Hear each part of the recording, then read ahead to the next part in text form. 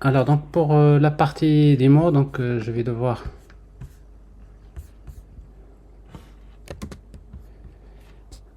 lancer IntelliJ. Alors vous allez m'aider à retrouver le même exemple d'application que j'avais déjà fait en démo. Comme ça je peux continuer sur le même exemple. Monsieur, c'est Hôpital, je crois. Sans H. Sans S. Hôpital, je crois. Comme ça. Ok.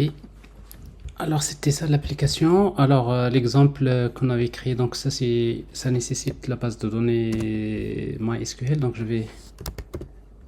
vais démarrer example donc, pour avoir.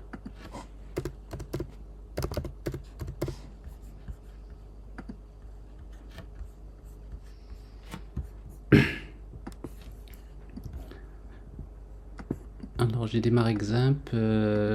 Je démarre la base de données MySQL. Apache. Donc ça c'est les outils qu'on a déjà utilisés pour une telle base de données. Voilà, Apache est démarré. MySQL est démarré.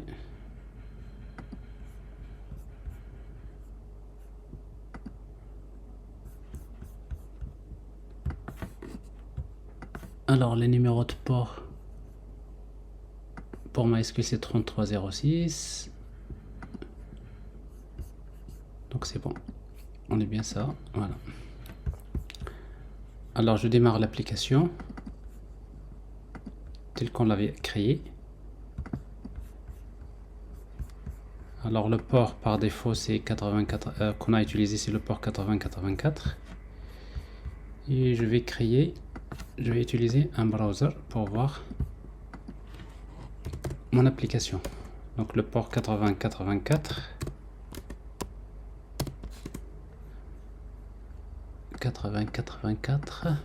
tout court.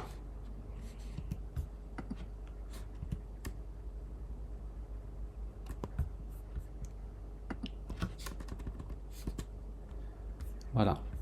Donc ici nous avons par défaut /index. Alors ce qu'on faisait c'est qu'on peut rechercher des patients. Alors ça c'est, je change le clavier.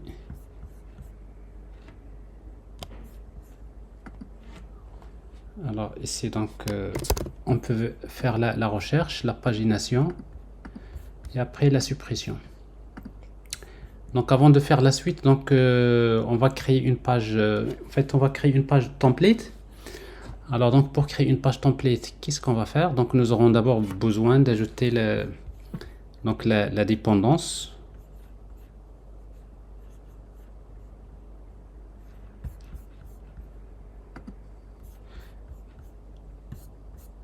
Alors comme je l'ai expliqué, donc il y a TeamLeaf Layout. Donc je vais rapidement revenir sur les dépendances ici.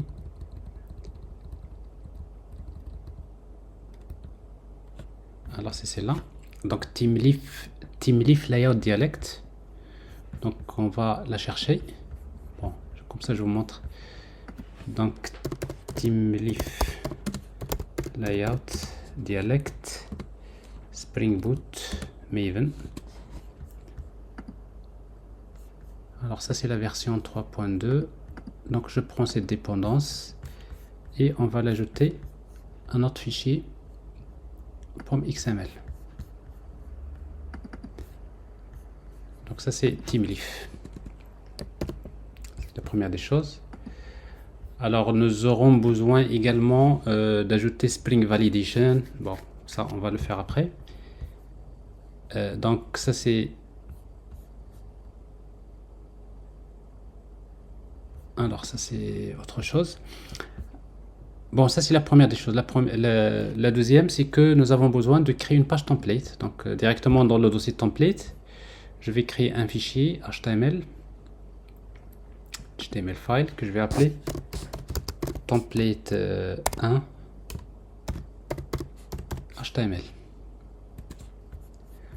Bon, cette page template donc a besoin d'utiliser donc les namespaces, donc principalement XML XMLNS. Donc TH. Donc le premier namespace c'est http www.teamleaf.org. Ça c'est le premier. Et le deuxième namespace c'est Teamleaf Layout. Alors XMLNS de point, je vais l'appeler le préfixe layout égale http localhost, c'est pas localhost, http, donc c'est on va le chercher, donc ici le namespace c'est ultrac.net.z teamleaf layout.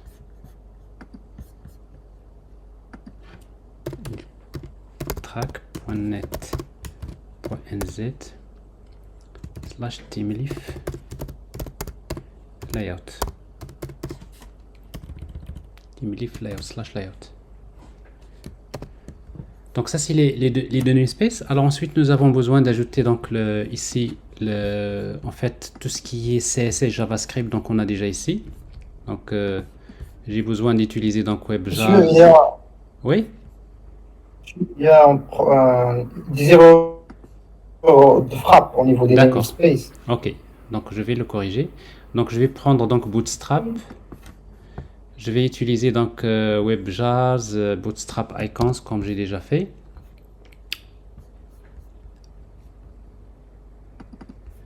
Et je vais les ajouter ici. Alors ici donc http ultrac.net.nz / teamleaf layout. Oui, c'est ça. Alors donc j'ai besoin d'ajouter donc Bootstrap. .net. Comment? Teamleaf, le premier namespace. Ah d'accord. Allez, 3. Ah d'accord. Ok, merci. Teamleaf.org. Donc j'ai besoin d'ajouter ça. Alors maintenant je vais chercher une page template. Donc pour chercher une page template, je vais tout simplement chercher au niveau de... Alors vous pouvez chercher une page template directement sur... vous dites par exemple navbar, Bootstrap 5. Alors vous pouvez chercher des navbars à partir des sites suivants. Bon, ici Get Bootstrap, ça vous permet de retrouver des navbars, des exemples ici. Bon, ça c'est un navbar avec lequel vous avez une navbar avec un menu et vous avez une barre de recherche, etc. Vous pouvez prendre cette barre là, cet exemple navbar. Vous pouvez prendre d'autres exemples, vous pouvez les chercher, simple, etc. Et je vais donc ici donc ce navbar, donc je vais le mettre dans body. Voilà ce navbar. Alors ici donc ça c'est navbar, et après navbar donc je vais ajouter tout simplement un div ou bien une section. Cette fois-ci que je vais appeler th, c'est pas th, c'est layout. Alors layout de point fragment. Normalement layout fragment. Alors si vous voyez qu'il vous donne pas l'intelligence, ça veut dire qu'il y a quelque chose qui cloche ici. Alors j'ai ajouté la dépendance. Il faut s'assurer qu'on va faire un reload comme ça.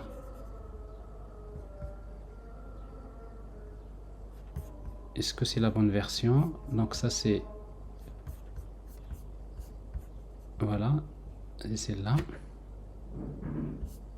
Je crois qu'il y a un message en bas. Shortcut complete. Alors layout fragment.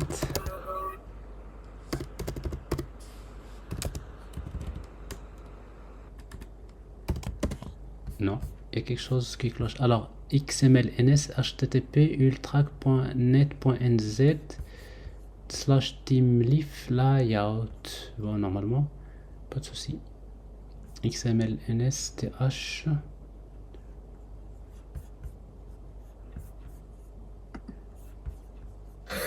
Monsieur, au niveau du deuxième namespace, au lieu de mettre layout, vous avez oublié le Y. Merci. Ça m'évite de. Alors ici donc le deuxième, au lieu de mettre layout, j'ai oublié Y, tout à fait.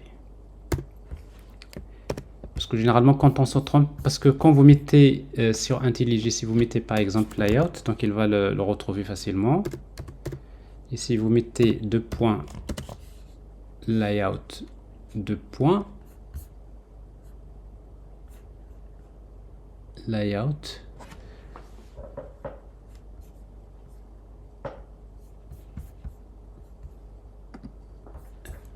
alors ça c'est le bon,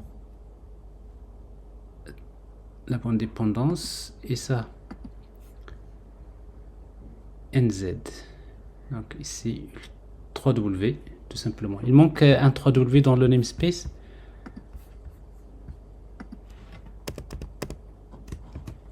Voilà. Alors si vous mettez layout de points, voilà, ça c'est bon. Bon, c'est un signe comme quoi. Alors ici donc je vais utiliser donc fragment. Je vais l'appeler content. Content 1. Content, je peux l'appeler comme je veux. Alors ça c'est côté page template. Alors maintenant, si vous voulez que la page par exemple patient utilise cette page template, ben, qu'est-ce qu'il faut faire? Bon, d'abord il faut ajouter ce namespace ici.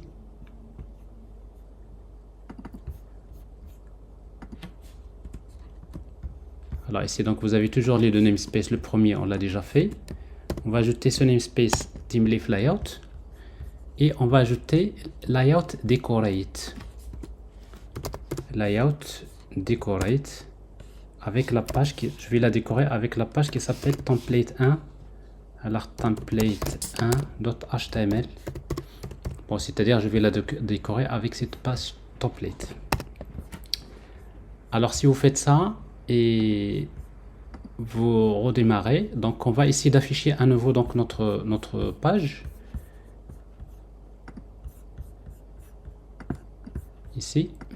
Si vous actualisez, alors vous allez remarquer que vous avez une barre de navigation qui est là. Bon, il y a une barre de navigation de la page template, mais je vois pas le contenu de ma page. Alors en fait c'est tout à fait normal. Pourquoi je vois pas le contenu de ma page? C'est parce que tout simplement la page patient.html, il utilise cette page template, mais il faut indiquer que ce contenu, tout le contenu là, il faut le mettre dans quel fragment. Pour cela, je vais créer un div layout fragment égale, le fragment s'appelle content. Et maintenant, tout ce que je dois mettre ici, tout le contenu de ma page, je dois le mettre à l'intérieur, CTRL X. Il faut indiquer que ce contenu là, ici ce contenu, je le mets à l'intérieur du fragment qui s'appelle content. Vous voyez donc ici, donc je dois spécifier le contenu dans quel fragment je vais le mettre. Alors avec ça, donc on peut voir actualiser, on peut voir notre page. Donc ici, je vois bien la page, mais avec la page template. Alors dans cette page template, je ne vois pas trop, je vois pas le menu n'apparaît pas. Pourquoi? Tout simplement parce que cette page template utilise en fait un fichier JavaScript qu'il faut ajouter dans la page template. Alors c'est ce que nous avons ici. Nous avons, j'ai déjà fait un script, ça c'est jQuery, bon ça c'est jQuery. Ici donc c'est link, c'est pas link, c'est script. Je vais ajouter un script.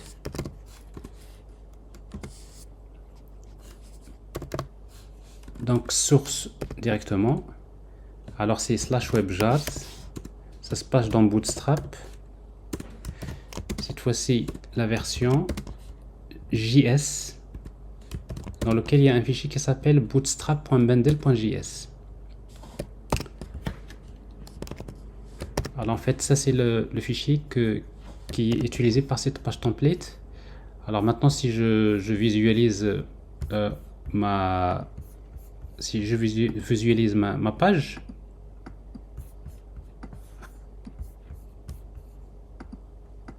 alors je vois plus de...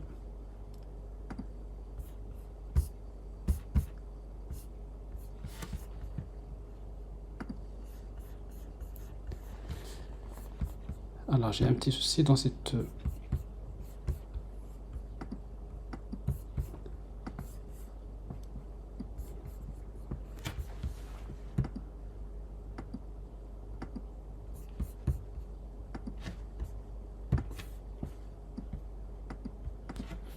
Alors localhost 8084.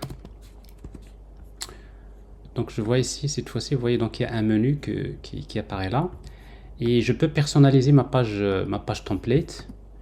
Alors pour la personnaliser, donc je vais devoir utiliser... Bon, qu'est-ce que je peux faire? Je vais changer la couleur. Alors ici, dans navbar, je vais utiliser, au lieu de BG Light, je vais utiliser BG Dark. La même chose ici. Je pense que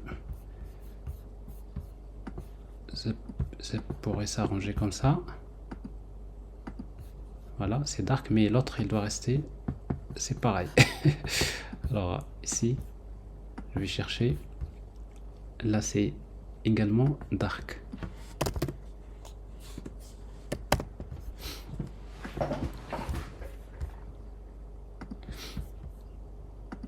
Voilà, donc ça c'est le noir sur le blanc. Bon, c'est quelque chose comme ça. Alors dans mon cas ici, donc je vais créer dans ma page template. Donc je vais modifier là. Alors ici, qu'est-ce que je vais mettre? Je vais mettre link, par exemple ici home. Alors sur link home, je vais avoir ici thref. Et j'appelle tout simplement l'action /index. Ce qui me permet, quand je clique sur home, donc je vais avoir l'action index. Et je vais par exemple créer un autre dans un menu. Je vais appeler par exemple ici. J'ai drop down. Donc je vais mettre par exemple produit. C'est pas product, c'est passion. Ici donc je vais mettre nouveau passion. Et si je clique sur new passion, donc je vais appeler thref. Je vais faire afficher un formulaire. Je vais appeler form passion /form passion. Bon, après ça on peut le ajouter d'autres choses ici. Alors ça c'est CTRL C, CTRL V, et là je mets /list passion. Encore je peux faire slash ici, /index. Donc ça dépend ce que je veux.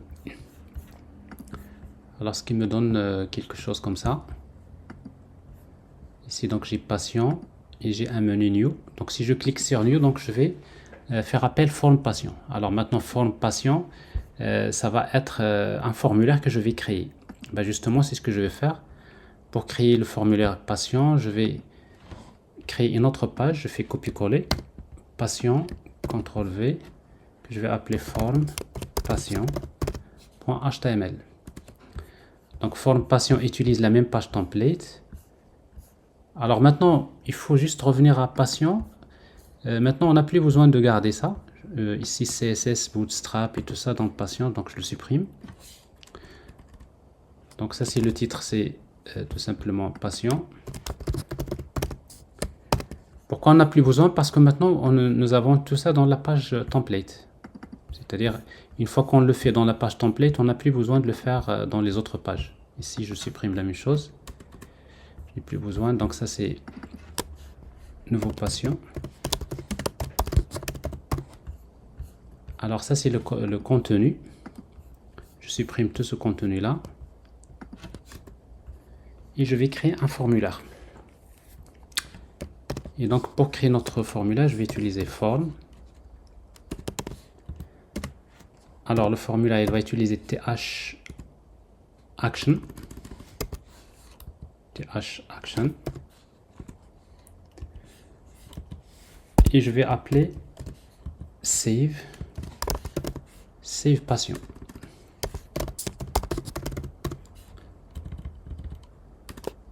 Pour enregistrer un patient, donc il va utiliser la méthode post.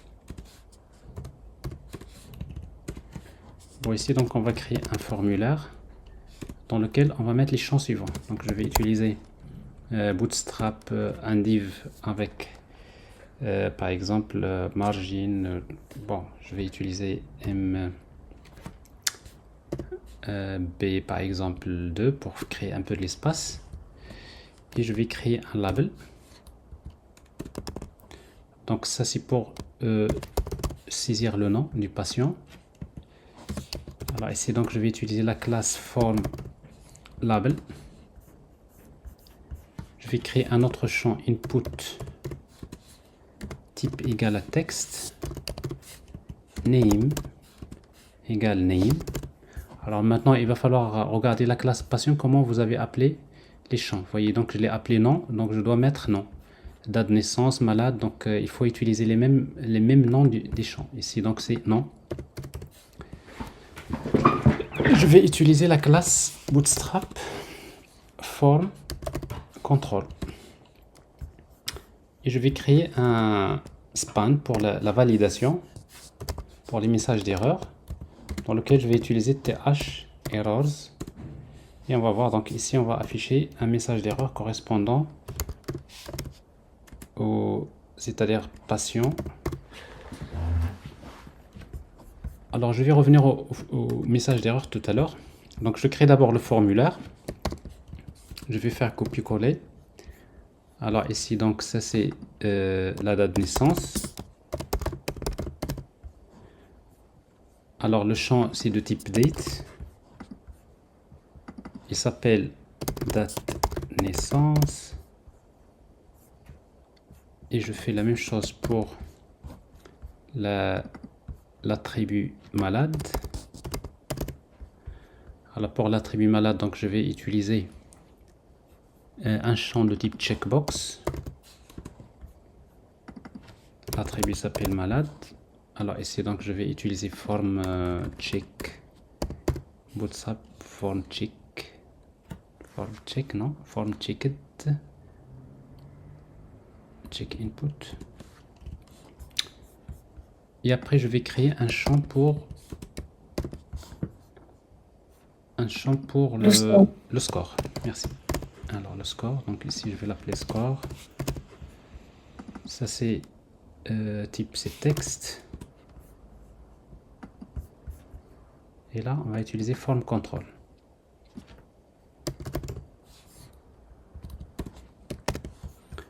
Et à la fin j'ai besoin de créer un label, plutôt un bouton. Save classe btn par exemple success. Donc ça c'est un simple formulaire, mais je vous conseille de regarder pour les formes si vous cherchez dans Bootstrap, get Bootstrap. Donc sur get Bootstrap vous pouvez chercher par exemple, vous cherchez des modèles ici, layout, form par exemple les formulaires, et vous regardez form control et vous voyez ici donc des exemples de formulaires. Voilà le code et vous pouvez chercher facilement donc le style de formulaire qui vous convient, input group, etc. Donc vous avez pas mal de différents modèles et vous pouvez les utiliser. Alors dans notre cas ici donc ce que je vais faire, c'est que je vais actualiser. Alors si je clique sur New, alors cette fois-ci j'ai rien, c'est normal, parce qu'il faut ajouter au contrôleur. Nous avons dans le contrôleur, on va ajouter une autre méthode qui permet de retourner un string. La méthode s'appelle form patient. Ici, pour l'appeler, on va utiliser getMapping. Alors getMapping slash form patient. Je crois que j'ai mis un S ici. Alors ici donc ça va me retourner return. Je vais retourner la page qui s'appelle formpatient.html. forme passion. Donc quand j'appelle slash forme passion, il va me retourner une page qui s'appelle forme passion. Bon, HTML. Donc ici, actualiser. New, vous voyez, ici donc j'ai un formulaire.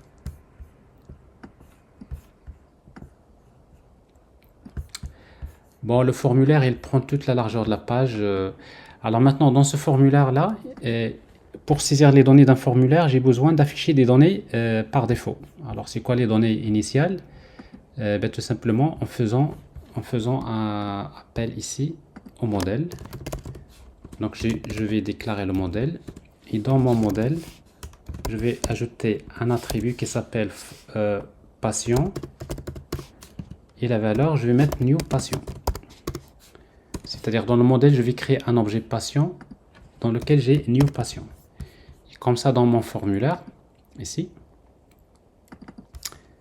dans chaque champ ici, j'ai input type égale texte et je vais utiliser th2.value. Alors, c'est quoi la valeur? Donc, je vais utiliser ces $. Je vais vers le modèle chercher passion. Et ce qui m'intéresse, c'est le champ nom. Ici. Ben, je fais la même chose ici. Alors, la valeur, c'est date de naissance. La même chose ici. La valeur, c'est malade. La même chose ici. La valeur, c'est score. J'ai encore chassé cette fenêtre-là. Je ne sais pas où est-ce qu'il s'en va. Chaque fois, je cherche mes fenêtres. Je suis perdu un peu dans les deux écrans. C'est pas ça.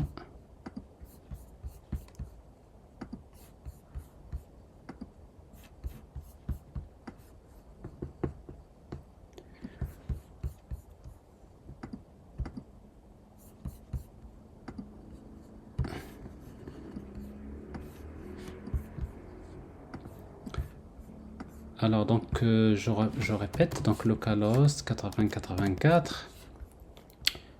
Alors si je fais new patient, donc je vois ici new patient. Là je vois la valeur 0, c'est la valeur par défaut, mais là je vois rien puisque c'est une chaîne vide par défaut. Ici donc je vois donc les valeurs initiales. Alors maintenant quand je saisis ces données là, par exemple je vais saisir les données d'un patient. Mohamed, la date de naissance. Ici, je vais choisir une date, donc calendrier, malade avec un score, save. Bon, ici donc j'appelle save patient. Alors maintenant, il nous faut maintenant créer au niveau du contrôleur, on va créer save patient. Donc ici, je vais retourner une vue, save patient. Alors pour faire appel à save patient, donc ici cette fois-ci on va utiliser post mapping. C'est-à-dire il faut envoyer une requête avec post avec slash save patient. Alors maintenant pour récupérer les données saisies, il suffit de déclarer un objet de type patient. Et après si vous voulez maintenant enregistrer le patient, vous utilisez tout simplement patient repository.save directement patient. Une fois qu'on l'enregistre, qu'est-ce qu'on veut faire? On veut retourner vers quelle vue? Je reviens vers la même vue, forme patient. Ici, il n'y a pas de validation pour le moment. Alors ici, donc j'ai toujours, je vous rappelle que j'ai activé DevTools, donc je n'ai pas à chaque fois besoin de redémarrer. Et ici, donc ça a priori, donc ça va marcher, pas de problème. Alors j'actualise. Je vais saisir les données d'un patient. Ici, Mohamed, la date de naissance, donc je vais mettre une date. Tout ça, je vais l'arranger après avec un score. Save. Alors ici, donc j'ai une exception. Alors ici, donc l'exception, donc il faut quand il y a une exception comme ça, il faut la consulter. Ici. La date de naissance, vous voyez ici, ne peut pas être convertie. En fait, pour les dates, il faut comprendre une chose, c'est que quand vous envoyez, si vous faites d'ailleurs avec les outils de développement, Network, quand vous allez saisir les données, ici par exemple, Network, et vous mettez Save, vous pouvez consulter quelles sont les données que vous voyez. Donc Save, vous avez envoyé une requête avec Post. Et si vous regardez dans le payload, vous trouverez que vous avez envoyé le nom, vous avez envoyé la date de naissance, mais vous voyez donc le format de la date de naissance, c'est l'année, mois, jour. Donc ça, c'est comme ça qu'elle est envoyée. Malade, c'est false, et score égale 400. Donc ce qui fait, il faut maintenant indiquer à Spring MVC quel est le format de la date qu'il va récupérer. Alors pour le faire plus simplement, il suffit d'aller vers le fichier Application Properties et vous ajoutez, dans le fichier Application Properties, vous pouvez ajouter une propriété qui est Spring Date Format.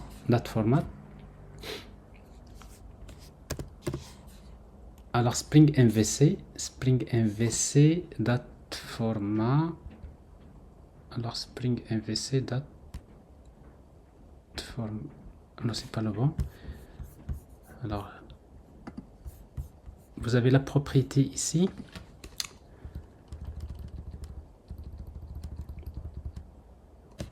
Alors c'est Spring MVC date format effectivement. Donc et après vous pouvez spécifier le format de la date.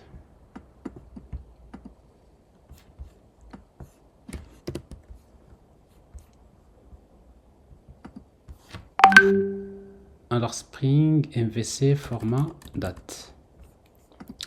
Alors ici donc je spécifie comme quoi le format de la date c'est l'année, ici en 4 digits, mois, mois et après day. Alors ça c'est la propriété que vous avez besoin d'ajouter. Alors une fois que vous faites ça, donc vous allez donc en principe vous réglez ce petit problème. Alors vous réglez ce petit problème là qui est lié à la saisie de la date. Alors je reprends, donc je vais faire maintenant ça. Alors ça c'est la date, le score, malade, save. Alors vous voyez donc cette fois-ci il n'y a pas d'erreur, donc on a saisi, on a ajouté les données. Si vous regardez dans Home, vous voyez ici donc si vous allez vers la dernière page, vous allez trouver la donnée, elle a été bien saisie. Vous avez ici en fait la date qu'on a sélectionnée. Alors là il y a un petit problème parce qu'on avait coché, mais là il a envoyé que false. Alors en fait, et sûrement on a oublié quelque chose au niveau du formulaire ici. Alors le champ s'appelle malade, checkbox, value, c'est pas malade, vous voyez, donc ici la valeur c'est bien ça malade, oui. Malade, th value, input type checkbox, ok, pas de problème. Bon, on va vérifier. On va saisir à nouveau. Yacine. Alors la date, je vais prendre une date quelconque. Ça, je vais cocher. Le score, save. Bon, je vais vers Home. Alors ça a été ajouté, mais avec false. Alors pourquoi? Alors pourquoi je récupère pas true? Alors ici, comment on appelle ça? C'est l'attribut s'appelle malade. Il n'y a pas de problème. Alors donc on envoie false, donc ça veut dire que dans le formulaire, ici il y a quelque chose qui cloche. Moi je corrige déjà ça, score malade. Alors ici input checkbox name malade. Alors classe th value.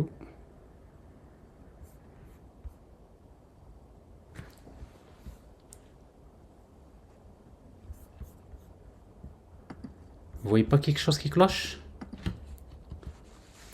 monsieur, Oui, تقدر تشوف في نيتورك واش كتصيفط تجوله false. Alors network effectivement. Alors si vous regardez, parce que le problème n'est pas envoyé. Alors regardez, donc je vais regarder.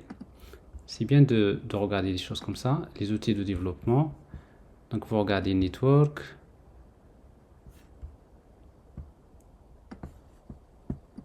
Vous allez saisir la donnée ici. la date, pas de problème. On envoie. Ici, je coche. Pas de problème. Save. Alors, si on regarde ici, save. Save. Alors, on voit ici les données, tu vois. Donc, malade, il est envoyé false.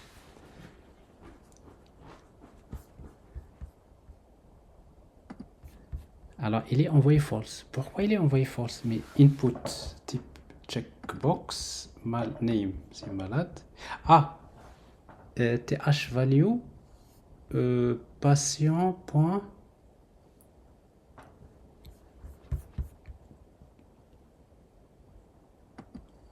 Patient.malade. Alors ici, donc ça c'est la page template.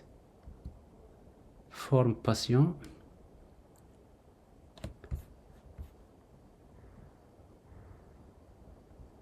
Alors ça c'est type checkbox, name. Ça c'est le formulaire.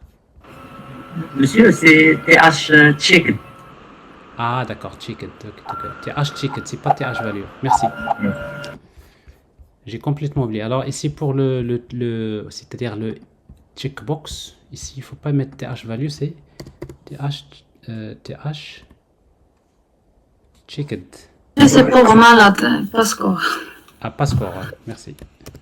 Alors vous voyez donc les effets de... Alors, ticket égal. C'est comme ça? Oui, monsieur. Alors, on va regarder. On va saisir les données. Save. Save, là. On voit bien cette fois-ci.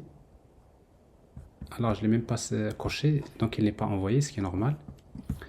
Alors là, je mets une valeur, une date, un score. Ça se passe bien. Et là, je vois on. Vous voyez, donc malade, c'est on. Ça, c'est bon. Alors, si on regarde les données saisies maintenant. Alors ici, donc vous avez tout, il n'y a pas de problème. Alors maintenant, ça c'est pour la saisie. Maintenant, mais on n'a pas fait la validation. Alors maintenant, pour faire la validation, qu'est-ce qu'il faut ajouter? C'est-à-dire, techniquement parlant, là, je peux saisir n'importe quelle donnée. Si je mets rien, bah, tout simplement, ça va passer. Maintenant, pour faire la validation, nous allons faire trois choses. La première, c'est au niveau d'abord de la classe patient, on va utiliser les annotations de validation. Et pour utiliser les annotations de validation, il nous faut ajouter Spring Validation. Spring Boot Validation. Alors, Spring Boot Validation Maven.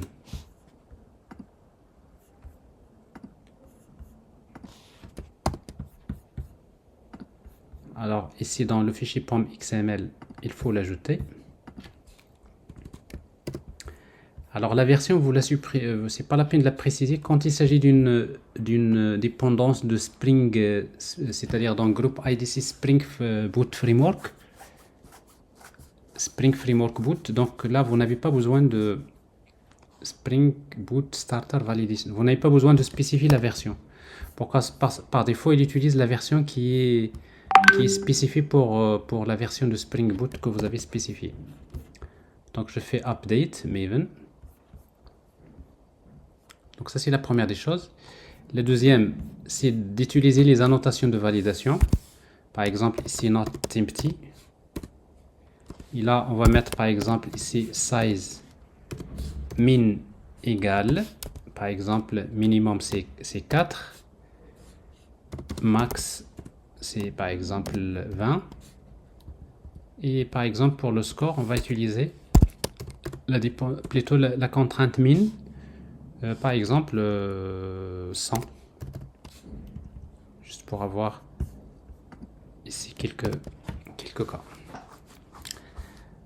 Alors, ça, c'est la première des choses. La deuxième des choses, c'est au niveau du formulaire. Alors, au niveau du formulaire, il faudrait ajouter TH errors. Alors, pour chaque champ,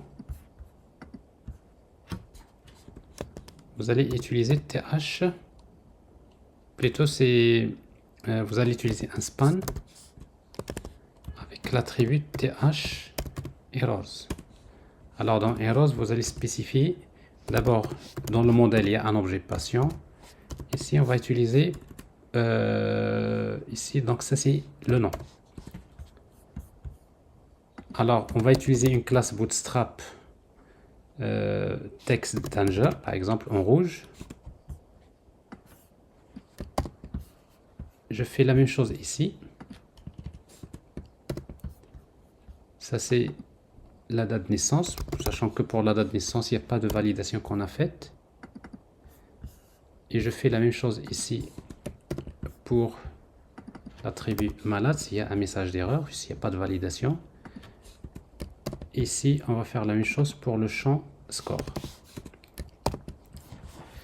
Donc là, j'ai fait ça. Alors maintenant, la troisième des choses à faire, c'est d'aller vers le contrôleur. Ici, quand on va saisir les données du patient, on va lui demander de faire valide. Donc avec la notation valide, c'est pour dire, une fois que tu stockes les données dans le patient, tu fais la validation. Et s'il y a des messages d'erreur, il va les stocker dans une collection qui s'appelle binding result. Donc il faut ajouter un attribut binding result ici.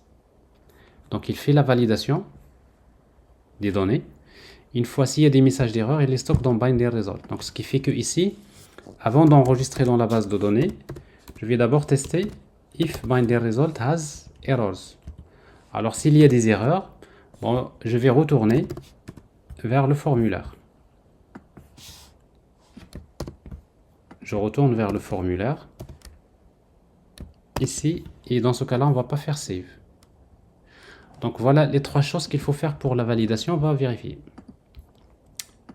Alors pour vérifier, donc ici j'ai mon formulaire. J'essaie de faire save sans saisir. Actualiser. Alors je pense qu'il va falloir peut-être qu'on redémarre.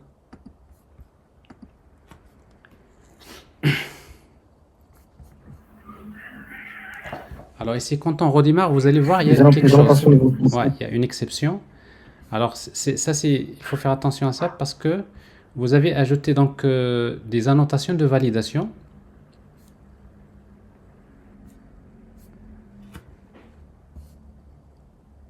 Alors vous voyez donc validation, et vous savez que dans votre application, au démarrage de votre application, regardez, vous allez saisir des données. À chaque fois, vous ajoutez des données dans la base. Mais il se trouve que les données que vous allez ajouter ne respectent pas ces contraintes.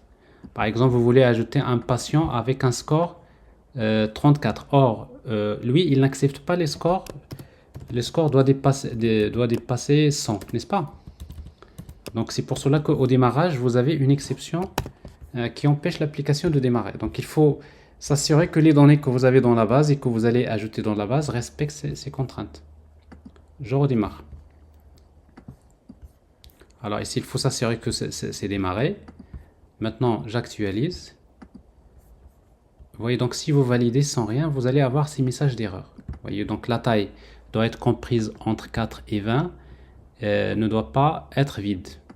Alors je mets par exemple quelque chose save. Bon, il me dit la taille doit être comprise entre 4 et 20. Ça passe, il n'y a pas de problème, mais ici il me dit qu'il doit être supérieur à 100. Donc ici je dois mettre 200, et là je mets la valeur de la date, save. Maintenant c'est passé, alors on peut chercher, et là on trouve que la donnée a été bien ajoutée. Donc ça c'est comme ça qu'on fait la validation des formulaires. Alors maintenant ce formulaire là n'est pas très bon, il occupe toute la largeur de la page, donc ce qui est forcément pas ce qu'on souhaite. Donc on va arranger un peu ce formulaire. Pour cela, ce que je vais faire, donc on peut créer un div ici, classe par exemple carte. Je vais créer un div row comme ça, div colonne. Alors ici une ligne, une colonne avec MD6. Alors MD6, c'est-à-dire il occupe que la moitié de l'écran. Parce qu'en fait, avec Bootstrap, il divise l'écran en 12 colonnes. Le design Bootstrap, pour lui, il suppose que dans son design, il y a 12 colonnes dans la largeur de l'écran. Si vous mettez 6, ça veut dire que c'est la moitié de l'écran. Si vous voulez décaler un peu, vous allez utiliser Offset MD Offset 3. Comme ça, vous décalez de 3. Et du coup, donc, vous allez le centrer. Il va occuper la moitié de l'écran, mais en même temps, il sera centré. Et dans ce cas-là, donc, je vais créer encore ici un autre div. Je vais créer une carte. Dans ce div, je vais créer un carte header. Donc ici, nouveau patient.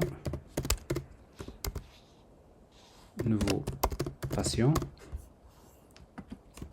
Et je crée un autre div.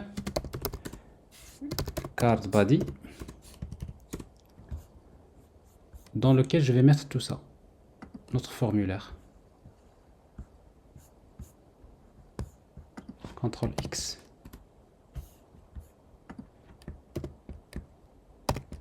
Alors ça, c'est on arrange un peu les choses comme ça.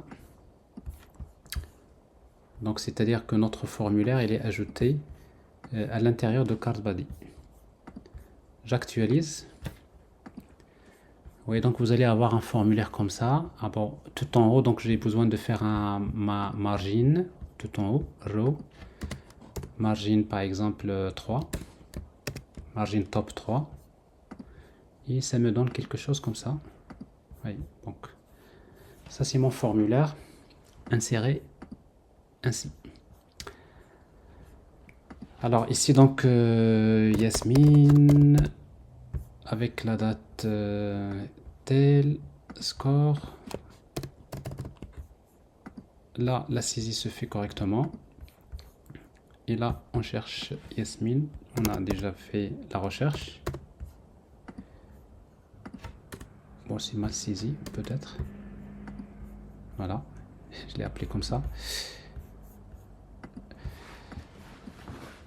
Est-ce que c'est clair? Donc pour la saisie et la validation des formulaires. Donc on a vu donc deux choses. Donc la page template, comment on l'a créée, et nous avons vu comment créer on va dire comment faire la saisie, l'ajout et la validation des formulaires. Est-ce que c'est clair? Oui, monsieur. Alors, Oui, monsieur. voilà. Alors, il reste maintenant dans l'application, on va ajouter un bouton Edit pour faire la mise à jour. Et donc, ça, c'est le dernier élément. Alors, c'est ce que je vais faire ici. Alors, je reviens vers Patient. Ici, patient.html. Alors, au niveau de Patient HTML, qu'est-ce que j'ai? J'affiche la liste des patients. J'ai ici un bouton qui permet de supprimer. Je crois que c'est celui-là. C'est celui-là. Cette colonne. Je fais CTRL-C, CTRL-V. Donc je vais ajouter un autre TD, si vous voulez, dans lequel je vais créer un bouton ou bien un lien de type Edit. Edit. Ce lien A, je vais utiliser la classe btn. Par exemple, je vais utiliser outline info. Bon, je peux changer les couleurs. Donc ça c'est le rouge, le vert, success. Et je vais utiliser donc href. Alors si je valide, je vais faire appel à une action qui s'appelle /edit patient.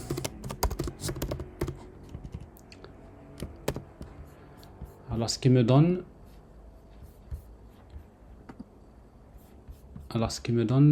voilà, ici un bouton Edit. Alors si je clique dessus, il m'amène vers Edit patient. Alors maintenant la même chose, il faut aller vers le contrôleur et on va ajouter Edit patient. Alors Edit patient, c'est comme celui-là, CTRL-C. Edit patient. Edit patient. Alors pour éditer un patient, on va d'abord le chercher à partir de la base de données. Mais quand on édite un patient, il faut envoyer le ID du patient. Donc vous voyez ici, ça manque au niveau du lien. Donc ici, pour cela, dans slash edit patient, je vais utiliser entre parenthèses id égale à quoi? C'est $. Comme j'ai fait ici avec le lien, c'est p.id. Alors ça c'est important, c'est-à-dire que si je clique sur edit, je vais avoir ici edit patient avec id égale à 12, etc. Alors edit patient id égale à 12. Mais là j'ai ici pas complété, je n'ai pas encore complété patient parce que edit patient, qu'est-ce qu'il fait? Il récupère l'id du patient. Alors bien sûr, je suppose que id il porte le même nom que la variable. Sinon, je vous rappelle qu'il faut utiliser la notation request param. Et comment il s'appelle le paramètre? Il s'appelle id. C'est-à-dire c'est comme si je lui dis va me récupérer le paramètre id, tu l'affectes à cette variable. Maintenant, je vais chercher un patient à partir de la base de données en utilisant patient repository.find by id. Je lui donne le id et j'appelle get pour récupérer le patient. Donc ici, donc, je vais chercher le patient. Une fois que je l'ai, je vais l'ajouter au modèle. Et pour l'ajouter au modèle, donc j'ai le patient. Cette fois-ci, ce n'est plus new patient comme tout à l'heure. Dans le modèle, je vais stocker ce patient ici. Et je reviens au formulaire edit patient. Alors maintenant, edit patient, c'est la même chose que form patient. CTRL-C, CTRL-V.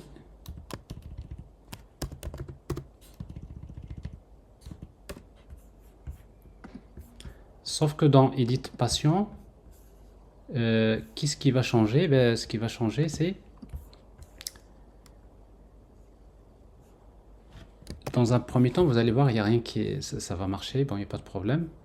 Je vais afficher, donc si je fais edit patient, vous allez voir, voyez, j'ai le formulaire et il m'affiche bien, c'est-à-dire les données. Alors ici donc pour le cas des dates, pourquoi il n'affiche pas la date?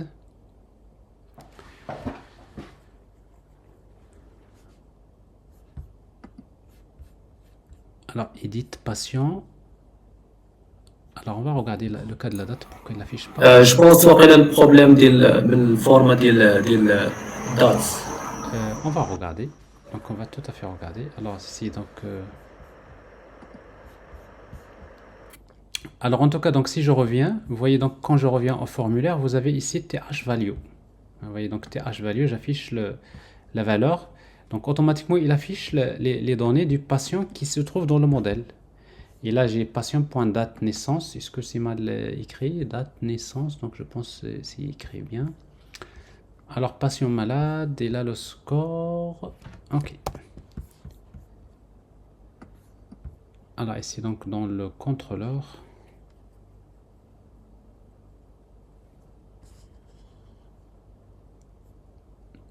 Alors, le contrôleur, donc il nous affiche le formulaire. Mais maintenant, il nous faut faire update, la mise à jour. Et pour faire la mise à jour, cette fois-ci dans mon formulaire edit, je vais ajouter le champ ID. Parce qu'en fait, cette fois-ci, on est en train d'éditer maintenant un formulaire qui existe, plutôt un patient qui existe déjà. Donc j'ai ici son ID, c'est quoi? Je vais créer un champ qui s'appelle ID. Après, on va le masquer. Et ce champ ID, donc ici, je vais mettre patient.id. Bon, je n'ai pas besoin de faire de validation particulière. Ici. J'enregistre. J'actualise. Alors, voyez, ici, qu'est-ce qui se passe? Quand je clique sur, par exemple, je vais éditer ce formulaire. Vous voyez, donc j'ai son ID, j'ai son nom, j'ai le score, j'ai malade. La date, on va voir pourquoi il l'affiche pas. Alors maintenant, après ce champ-là, maintenant si je fais Save, c'est-à-dire si je valide, ici, Update. Alors si je fais Update, je fais appel à quoi? J'appelle la même chose ici, Save, patient. Bah, je vais utiliser la même. En fait, je vais utiliser la même action ici. Je n'ai pas besoin de créer un autre. C'est-à-dire celui-là, save. Parce que save, qu'est-ce qu'il fait? Il récupère un patient, il vérifie si les données sont bonnes et il l'ajoute. Vous voyez donc save. Cette fois-ci, il va récupérer un patient avec son ID. Et quand vous faites save un patient qui a un ID, il ne fait pas insert, il fait update. Donc on va vérifier.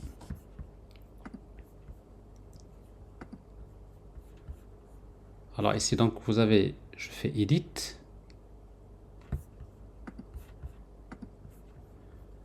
Alors si je fais edit, donc je vais changer par exemple Iman 45. Je vais changer la date. Je fais save. Update.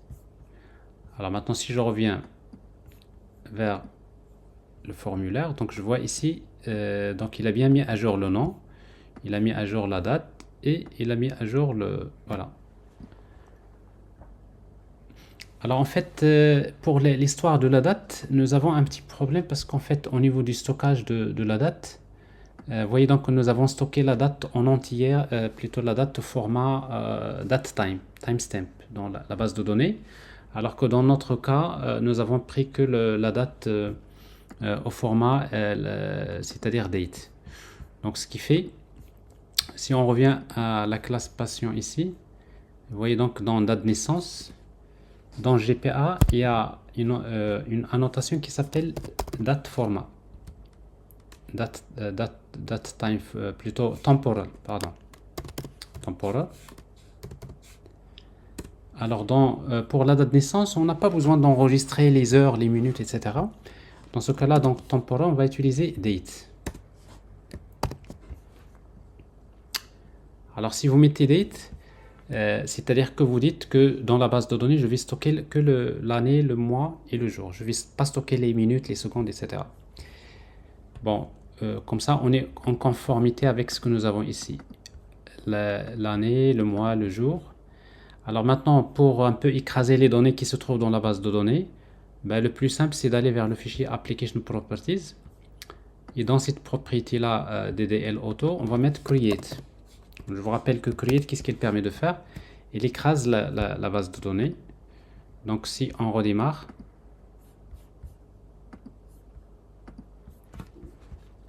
on va devoir écraser les données. Et du coup, donc si je regarde mon application maintenant, vous voyez, maintenant il n'y a que 4 lignes parce que j'ai déjà écrasé. Je vois que la date maintenant, je stocke que la date, l'année, le mois et le jour. Et si je fais Edit, vous voyez donc le problème, on l'a plus. Donc j'ai bien la date ici. Donc je la modifie pas. Je vais juste changer le score par exemple. Update. Et quand on fait Update, on peut toujours revenir vers la recherche. Et vous voyez ici, il n'y a pas de problème. Donc on a changé la valeur. Je me rappelle pas ce qu'on a changé. Edit. Je vais changer encore. Ici, 999. Voilà, c'est changé, il n'y a pas de problème. Alors maintenant, du moment que tout est en règle, je vais reprendre ici donc avec Update. Comme ça, il va nous permettre à chaque fois d'ajouter des données dans la base pour qu'on puisse voir aussi la partie c'est-à-dire la partie de pagination. Parce que là, maintenant, si j'actualise, je vais avoir cette fois-ci des pages. Parce qu'à chaque fois, on insère 3 enregistrements, c'est des données dupliquées. Alors, nous avons ici New, ça marche, il n'y a pas de problème.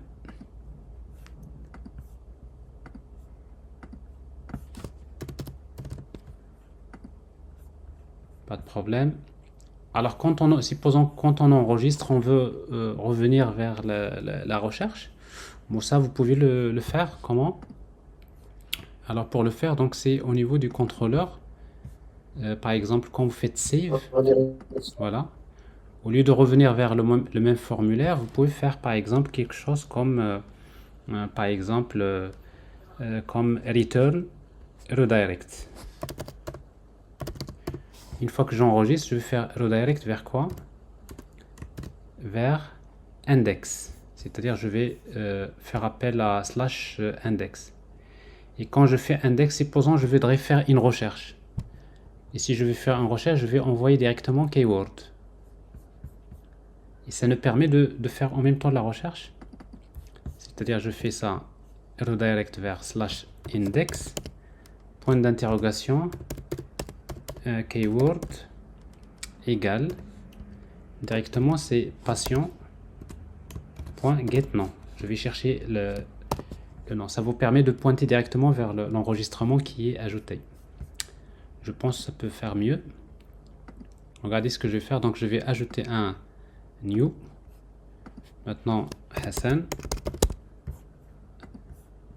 J'ai ça. Je fais le score. Si je fais save, regardez ce qui se passe. Hop. Bon, ce qui se passe, c'est qu'il y a une exception. il faut voir l'exception. Alors, donc ici, j'ai mal écrit la redirection parce qu'il faut faire ici 2 points. Vous voyez, donc on fait redirect 2 points slash.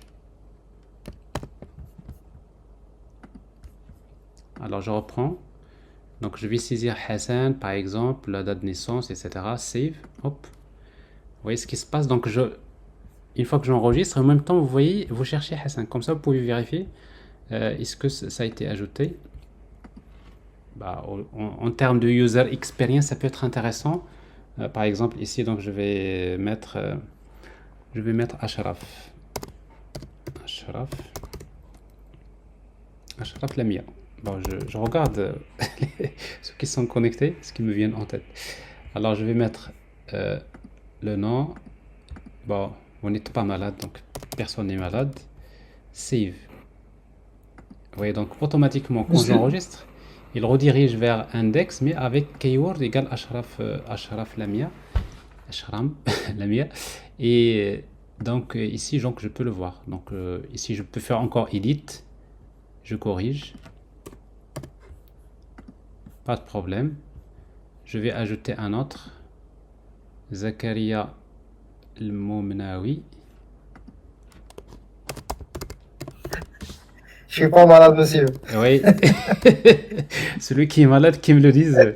Alors, El-Momnaoui. Alors, la date de naissance. Vous venez, vraiment, vous avez des dates très intéressantes. Vous venez de naître. Il n'est pas malade. Alors ici, donc, je vois bien, il n'y a pas de souci, pas de problème. Oui, il y avait quelqu'un qui voulait poser une question. J'ai entendu un monsieur, mais après, c'est arrêté. Et je vais saisir... Monsieur, il y a une question dans le chat. Alors, Iman El-Bashi, qui vient de parler. Il y a une question dans le chat. Il n'est pas malade aussi. Ça passe. Je vois aussi Anas Darrazi. Anas Darrazi. La date de naissance. Alors, il y a une question dans le chat. Alors, est-ce que la question de Mamadou, monsieur, au niveau de la validation, quelle est la différence entre note nulle et note blank, note empty? Alors, en fait, il se trouve que les annotations de validation, par exemple, avant, bon, c'est quoi la différence déjà entre note empty et note nulle? C'est que note empty, ça veut dire qu'il n'est pas, il ne doit pas être vide. Donc, c'est-à-dire, il ne doit pas être vide, ça veut dire que ça peut être soit, je n'accepte ni les nuls, ni les chaînes vides. Parce que vide, c'est-à-dire, mais si vous mettez note nulle, c'est-à-dire que la valeur ne doit pas être nulle. Ça veut dire, s'il contient une chaîne vide, je la laisse passer. Parce qu'il y a une différence entre nul et empty. D'accord? C'est ça la différence. Et donc, du coup, donc, note null, il est un peu déconseillé. Donc, c'est pas la peine de l'utiliser. Il y a aussi note blank, c'est-à-dire qu'il n'est pas note blank, mais tout ça c'est des annotations, c'est-à-dire qu'il n'est pas, il contient quelque chose. Bon, après, si vous revenez vers les versions, vous trouverez à quasiment note empty, c'est celle qui est plus recommandée. Donc, de préférence d'utiliser note empty. Monsieur, Oui. je pense que notre blank n'accepte pas les espaces. Je ne contient les espaces. Alors, not, pardon, not blank. Alors, not empty accepte les espaces. Qui vient de parler? Anas Derez. Anas, alors, not empty n'accepte pas les espaces, plutôt accepte les espaces, not empty. Il accepte les espaces? Not empty. Je pense que oui. Not empty accepte les espaces et not blank n'accepte pas les espaces. Notre blank n'accepte pas les espaces. Ben, si vous voulez la vérifier, on va le faire tout de suite. Alors, c'est toujours bien. J'ai toujours une confusion. Oui, moi aussi j'ai des confusions comme ça. Alors, par exemple, le nom, je vais mettre 3 espaces. Ça, c'est not empty. Vous voyez donc, not empty n'accepte pas les espaces. Donc, vous voyez. Non. 4 espaces. Il faut mettre 5 espaces. 1, 2, 3, 4, 5. Il accepte les espaces, tout à fait. Donc ici, là, il accepte. Vous voyez, donc vous venez d'ajouter un utilisateur avec un nom qui contient 5 espaces. Je ne vois pas ici. Alors si vous mettez not blank,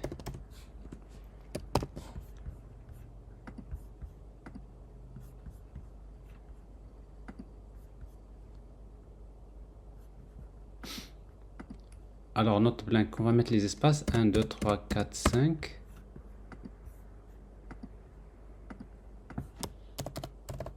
Save ne doit pas être vide, voilà.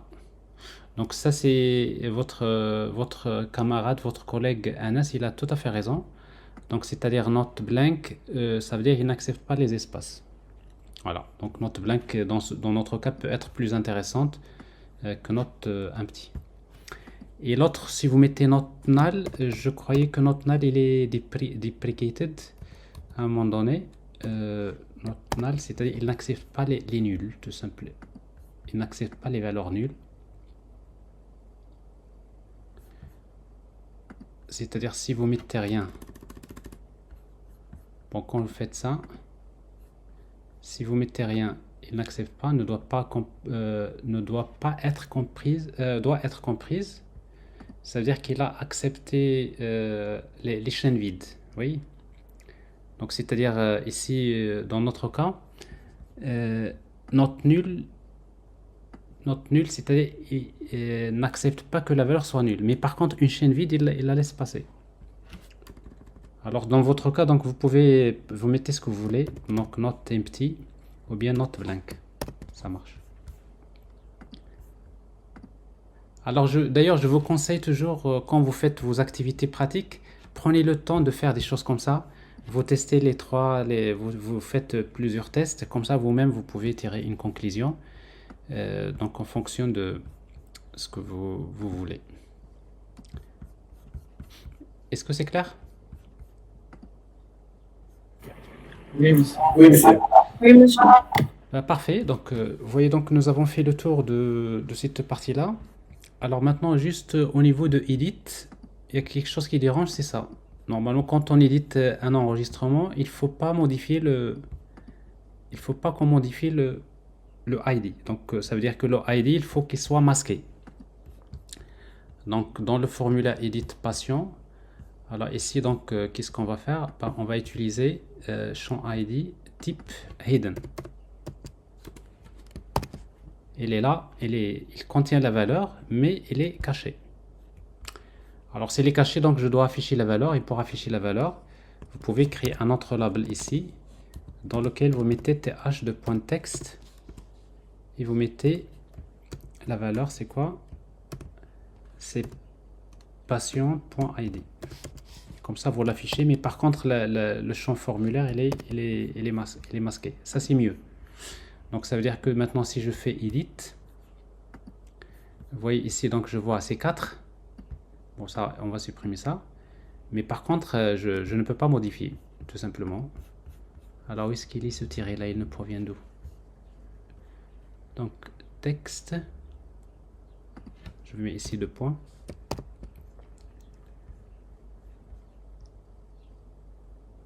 label th text.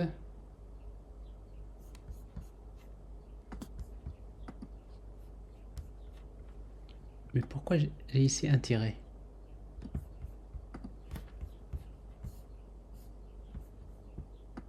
Alors input type hidden.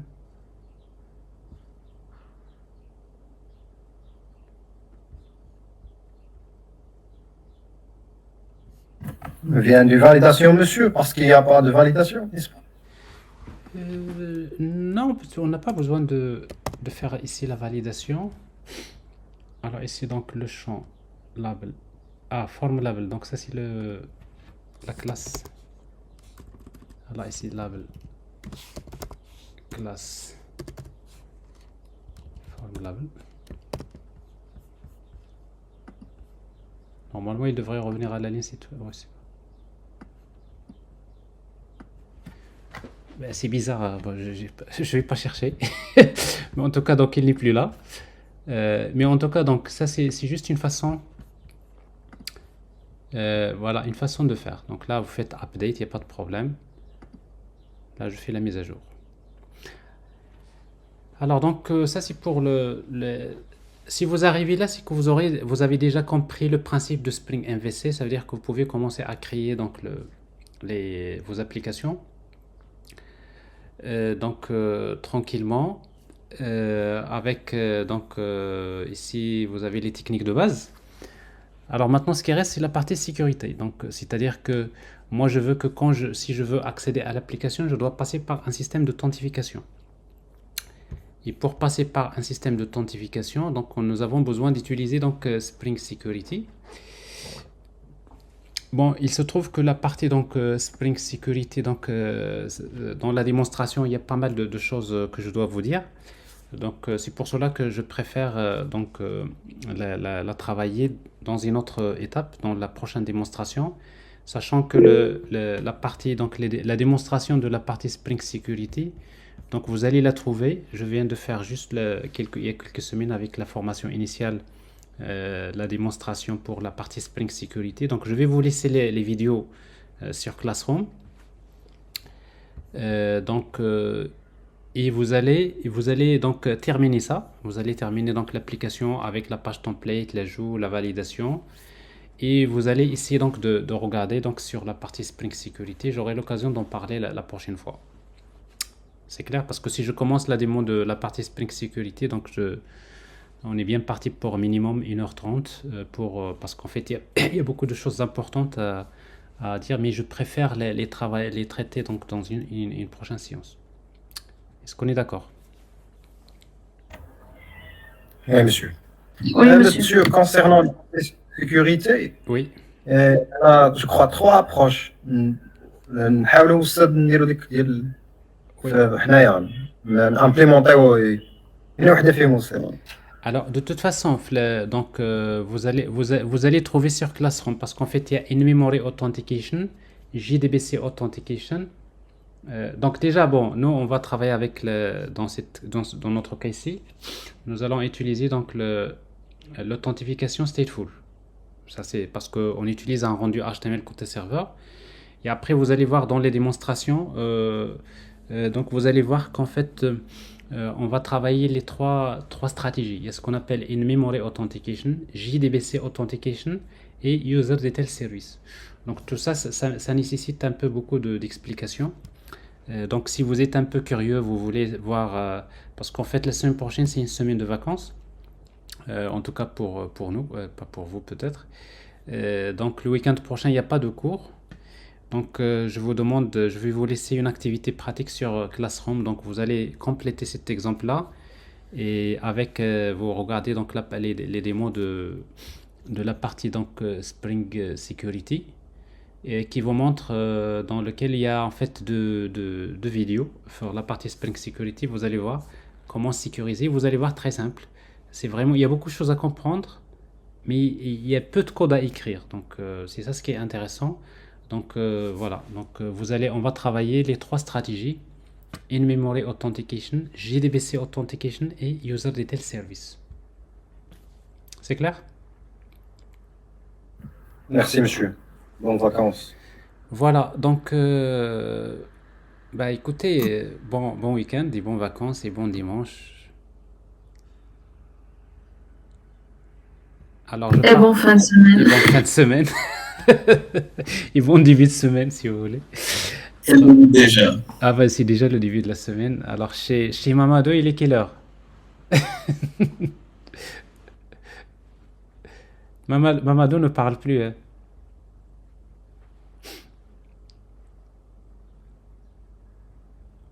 Je vois plus. Il est à 19 heures. Il est 19h. Il est 19h ou 18h? Il est 18 heures, mais lui, il dit qu'il est à 19 heures. Ah, il a dit qu'il est 19h. Parce que là, oui. Ok, ça marche. Il y a pas beaucoup de décalage là, dans ce cas-là. Bah écoutez, ça fait plaisir toujours d'écouter un peu vos voix, etc. Donc après, après donc cette semaine de vacances, en tout cas dans en fait, mai, euh, le mois de mai, le mois de juin, on essaiera d'organiser quelques séances. Donc je vais demander de venir maximum en présentiel pour qu'on puisse un peu encore partager des séances du présentiel et en même temps parler de plein de choses. Et pourquoi pas prendre une photo de classe ensemble, etc. Donc on va essayer d'organiser quelques séances après. Et donc voilà, pour le reste, donc je crois qu'on avance bien. Et donc il nous reste encore le mois de mai et le mois de juin. Principalement, donc il faut qu'on termine d'abord la partie donc Spring Security. Il y a un cours sur Angular qu'on va faire, parce qu'après on va faire la partie rendue HTML côté client. Et nous allons travailler sur un projet Spring Angular. Donc encore, vous allez apprendre à utiliser le framework Angular, tout comme React, qui sont des frameworks très intéressants à maîtriser. Et vous allez on va revenir sur la partie sécurité avec JSON Web Token, c'est-à-dire l'authentification stateless et Spring Security. Donc ça, c'est les parties les plus importantes qui restent au niveau de ce cours. Et après, il y a d'autres cours, notamment qui vont avancer, notamment les systèmes multi-agents. Donc j'aurai l'occasion de vous faire ce cours-là, notamment avec l'intelligence artificielle distribuée. D'accord, merci monsieur. Bah ok, Iman. Ok, Anas. Monsieur, Oui, oui, Anas. تقدر تحط هاد الكود في جيت هاب. هاد le code, il est déjà GitHub, donc ماشي مشكل. Alors, si vous voulez l'exemple d'application complet sur GitHub, d'ailleurs, c'est quand vous allez faire la partie sécurité. Alors, je vais vous montrer ça, peut-être.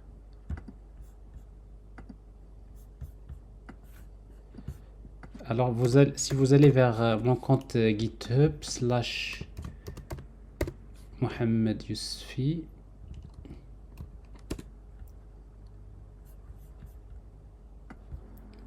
Alors, je reviens à l'application ici. Je vais l'arrêter. Et je vais faire, voilà, terminal. Alors, git init, git add,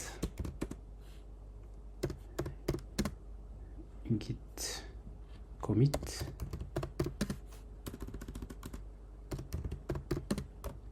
Moi message, ça c'est first commit. Alors je vais l'appeler non secure first commit. Et après je fais git remote add origin et je fais git push origin master main, la branche main. Voilà. Alors là, je pense que maintenant c'est bon. Alors donc voilà, si vous allez vers voilà le lien, alors vous allez trouver ici le code. Il est sur, je vais vous laisser le lien ici. De toute façon, je vais le laisser. Alors maintenant, je vous conseille pas, donc je vous demande pas, je vous conseille pas de bon, ça c'est-à-dire de faire du copier-coller. Alors vous allez travailler votre propre exemple, etc. Mais si jamais vous avez besoin de faire des consultations, vous avez ici le code source. Ça, c'est l'application non sécurisée.